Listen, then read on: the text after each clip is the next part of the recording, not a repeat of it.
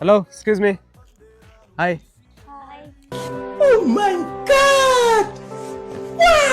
ಹೊಳಲ್ಕೆರೆಯಲ್ಲಿ street photography ಮಾಡ್ತಾ ಇರ್ತೀನಿ.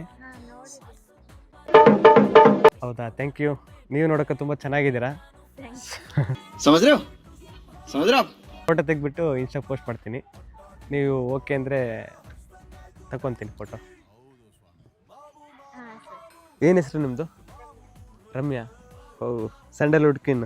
ಯಾವೂರು? ಶಿಕಾರಿಪುರ. ಹಾಂ ಹಾಂ.